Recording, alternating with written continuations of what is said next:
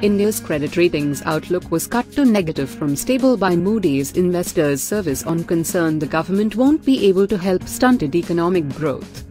Moody's cited a growing debt burden and the government's struggle to narrow the budget deficit. The rating company affirmed the nation's foreign issuer rating at bar2, the second lowest investment grade score. Financial stress, especially in rural areas, and low job creation calls into question how effective the nation's government is in addressing economic sluggishness, William Foster, vice president of Moody's Sovereign Risk Group, wrote in a statement. A prolonged period of slower economic growth would dampen income growth and the pace of improvements in living standards, and potentially constrain the policy options to drive sustained high investment growth over the medium to long term, he wrote.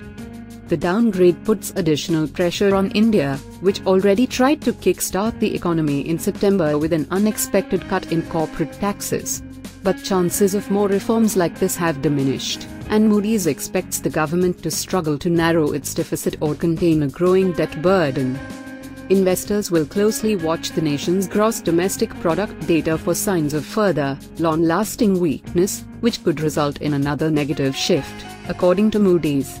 Stabilization in the non-bank financial sector, meantime, would be credit positive and could flag less risk of negative spillover into banks. There have been some concerns about fiscal slippage, said Shamil Khan, director of emerging market debt at AllianceBernstein in New York. If the government is able to maintain discipline and mitigate spending by doing more privatizations, that could help allay these concerns. There's a reasonable probability that that could happen, and this is a negative outlook, so it gives them some time to play this out. Fitch Ratings and S&P Global Ratings still hold India's outlook at stable.